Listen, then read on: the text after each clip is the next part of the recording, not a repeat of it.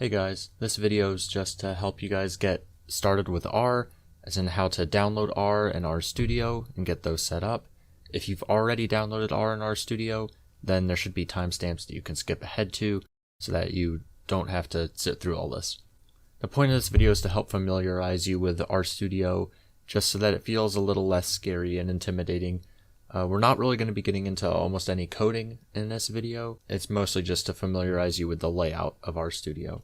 If you are looking for videos on coding, I'm planning on uploading more videos in the future, so stay tuned for that. So now I'm going to show you how to download R and RStudio. The links to these downloads should be in the description. They should take you directly to the pages I have here. But first we're going to want to download R itself. So to download R, you'll go to the first link in the description and click this little link right here, download R. After you click this, it'll take you to this page with a bunch of different download links for it. What you're going to want to do is scroll all the way down to the USA, and you're going to want to pick the one that's closest to you, like whichever location is closest to you. Though, to be completely honest, I don't think it really matters, but I'm going to pick the one in St. Louis. Once you click one, it's going to take you to this page where you can download and install R. What you're going to do is click one of these three links, depending on if you have Windows, Mac, or Linux. I'm going to click on the Windows one because I have Windows, but if you have a Mac, it's going to be the exact same process. Just click the Mac one. Once you take this, it's going to take you to one more page, and what you do is you'll click this base option right here. I'm not going to click it right now, just because I already have it all downloaded. What this will do is it'll download the installer onto your computer. You'll want to run that, and that'll set up R. The next thing you're going to want to do is get RStudio, because R by itself is not very user-friendly. It's kind of disgusting if I'm being honest. RStudio will make it very user-friendly. So if you go to the second link in the description, it should take you directly to this page. So this button tries to give you the version of RStudio that's recommended for your system. So if you're on a Mac, this should be a download for a Mac. If it isn't though, there's more links down here to downloads you can go to as well. But you'll probably just be fine clicking this button right here. This will also download an installer that you just got to run, and that'll set up RStudio on your computer. So this is what base R looks like, or sometimes it's called RGUI. If you see this, you probably opened the wrong thing. Basically, this is what R looks like on its own. It's kind of disgusting. We don't like it. It's not very user-friendly. So if you have this up, I would shut it down and search for RStudio instead. You should have RStudio on your computer by now, and that's going to be just much more helpful to you. So this is most likely what RStudio is going to look like when you first open it up. And I know that right off the bat, you're probably like, Den, you lied to me. This is so much worse than what we were just looking at. How could you do this? But trust me, this is going to make your life so much easier. So the first thing you're going to want to do in RStudio is create an R script, which is where you type all your code. What you're going to want to do is go up here to the top left, where there's this like white piece of paper with a green plus. What you want to do is click on that and click the first option, R script, and this will bring up a fourth panel up here. So now I'm going to just quickly go through each of the panels one by one and like what they do, give you like a brief overview, and hopefully things will be a little less scary by the time we're done. So this top left window here is probably the most important window. I mean, they're all important, but this is where you're going to be typing pretty much all your code. So like if we type, let's say just 2 plus 2, you know, this is technically a line of code. So if you put your cursor on the same line as the code and you go up here, you can click run. And if you see down here in your console, and this is what this bottom pane is called, is the console, you'll see that it ran 2 plus 2 and spit out 4. Now going up and clicking on every line and then clicking run can be kind of tedious. The shortcut, which I'm going to be using from now on, is just to press Control and Enter if you're on Windows, or Command Enter if you're on Mac. So see if I type in, let's go down here, let's see if I type in like 3 times 2, I can hit Control and Enter, and that puts out 6. The R script is very useful because any code you type up here stays around, so then like if you make an error or something, if you want to change anything, you can go up and change it very easily. You can also save this like it's a Word document if you click on this little floppy disk right here. You can't see it right now because OBS doesn't capture it, but it'll just bring up your File Explorer or whatever the equivalent on a Mac is called. I can't recall off the top of my head. And you can basically just give it any name you want and save it, like pretty much like it's a Word document. And you'll be using that to like you can turn it in for homework or just save it for later. Yeah, so that's how you save. So like actually I'm going to save this right now as test. And you'll see that if you look right here, it's now been named test.r. And one other quick thing is that once you modify it, you'll see that once I type stuff in here, you'll see that the name turned red and it's got the little asterisk. That just means that you're currently working on it, like it has unsaved changes. So basically, whenever you see that, your work is just not saved. If you go up and save it, now the asterisk is gone, it's back to black. Okay, so this bottom left panel right here is the console. This is where all the code pops up. Whenever you run code up here, your results are going to pop up down here. That's pretty much it with it. I mean, you can also run code down here. Like I could, if I run just 3 + 3, you can run any, it'll still run, give you out 6. There are some cases where you might want to type code down here, but just in general, it's good practice to write up here instead. Now your top right panel, this is where all your data sets, your variables, and all that stuff is going to go. Like for instance, if you look back at the left pane, let's say that I want to make the letter, let's say I want to make a variable x that's just equal to 2. I'm just telling R right now, make the x equal to 2. So when I run this, you'll see in the console it just said x equals 2, but if you look up here in the top right, now I have a value x. So what this means now is that R sees that up there, and it basically says whenever I see x now, I'm going to say that is a 2. So like now in the code, if I type x plus 5 or 4, I guess I hit a 4. If I run this, you'll see it spits out 6 down here. And I'm going to show you the easiest way to get your datasets into R. And that's with this button right up here that says import dataset. Most of the data they give you in this class are .csv files. And for .csv files, even though they might have a picture of Excel by them, like they might have the Excel logo by them, don't click from Excel. You're going to want to click from text base. You're going to just the first option. Once you click this, it'll bring up your little file explorer thing, which you cannot see again, but basically you'll want to navigate to wherever you downloaded, so probably your downloads folder, but wherever you downloaded the data set you want to get in. And once you do that, you'll click on it and hit open, and that'll bring up this panel right here, which you guys can see, thankfully. So this looks scary at first. You can ignore most of the things here for now. The important things are right here is the name of the data set. So if you want to change it, you can put in whatever you want here. I'm keeping it NBA salaries just because I'm fine with that name. One thing that you will need to make sure to check though, is that if you look in this window right down here, you want to make sure that the bold letters are not V1, V2, V3 like they are now.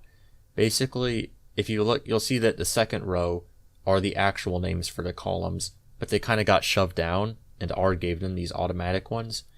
That can happen. It doesn't always happen. I don't know what causes it to happen, but sometimes it's just not right. What you want to do is go up here to heading and just click yes. And if you look down here, you'll see that now the names are in the correct spot. The actual column names are the bold letters, and that is what we want. Yeah, so once you just make sure heading's on yes, name it whatever you want. The rest of the stuff you can ignore for now. You'll want to hit import. And you'll see that it pops up our data set.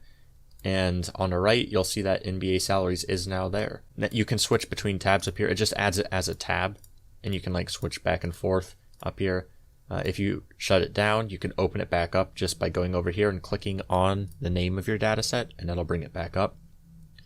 But yeah, that's pretty much it for this panel. I guess one nice thing is that if you want to figure out like how many rows and columns are in your data set, that's what this right here tells you. So 484 obs, that stands for observations. Observations is just another word for rows. So that's saying this data set has 484 rows of 28 variables. Variables is another word for columns. So this is saying it has 484 rows and 28 columns. And the reason I'm calling that out is because I know it comes up in homework sometimes. That's probably the easiest way to see how many rows and how many columns there are. Okay, we're almost done. One last panel right here. This panel is kind of like the jack of all trades. It does a lot of stuff. The main two things you'll probably be using it for are plots. So whenever you make like a scatter plot, histogram, or whatever, it'll pop up down here, which actually I'll show you real quick.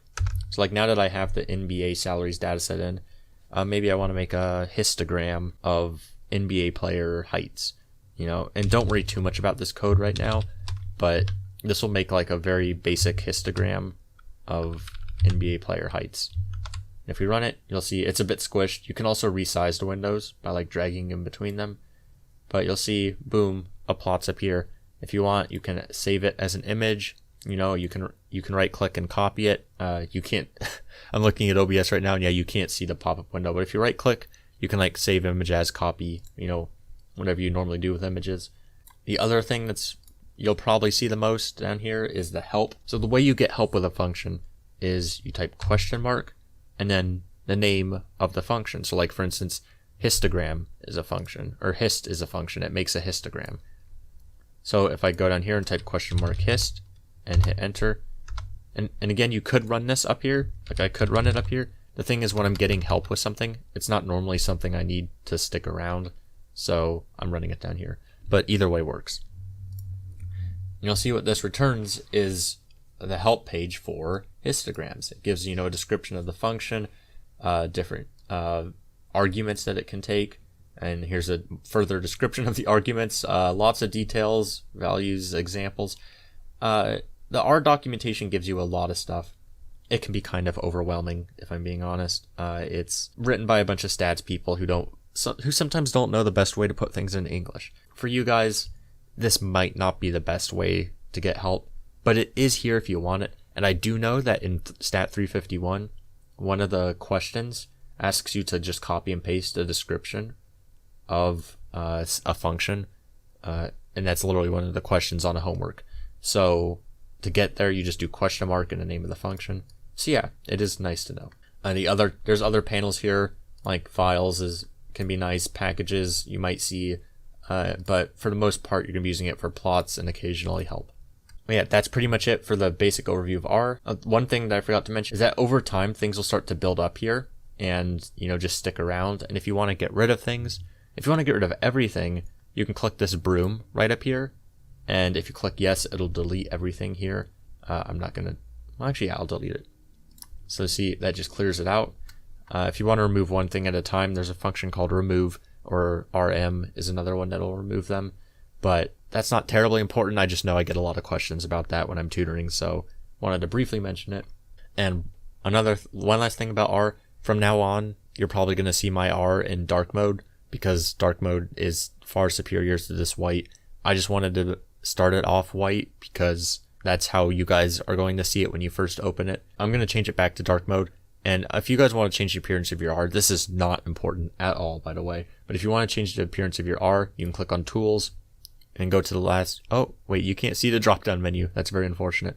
If you click on Tools, the very last option is Global Options. Click on Global Options, it'll bring up. Oh, great, you can see this. It'll bring up this window right here. You want to click on Appearance, and there's a ton of different options you can choose here. Like if you want Chaos, this is Chaos, and there's just a lot of different names. I use Twilight personally, so I'm gonna just click Apply, and you'll see that everything turned dark. But you can like look through these, see, do you like Merbivore? Maybe you want it to be Merbivore if that's what you're into. So yeah, once you have a theme you like, you can just click Apply. That'll set it up, okay, and then boom. That's obviously not very important at all, but I just wanted to let you know why my R is going to be dark and how to make it dark if you want, or change the theme, because I thought I was trapped in light mode for the longest time, and when I found that dark mode existed, it was like the heavens parted, and it was beautiful. I know this video may be getting a little longer than I wanted it to be, which is unfortunate, but one last thing I wanted to point out is that I've made this little like infographic resource for learning R thing, basically just a bunch of different resources you can use to learn R, to help get started on it. But yeah, I'm going to put a link to this in the description of this video if you want to check it out and look at some R stuff on your own time. But I think that pretty much covers it for this video. Hopefully R is looking a little less intimidating. I know we didn't really cover much in terms of like what you're going to be seeing on like homework or anything like that in this video. This was more of just to get you set up with R.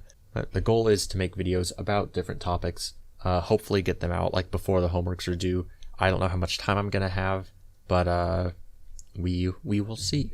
So yeah, hopefully you found this useful. Hopefully you find future videos useful if I get the time to make them. And yeah, I will see you guys.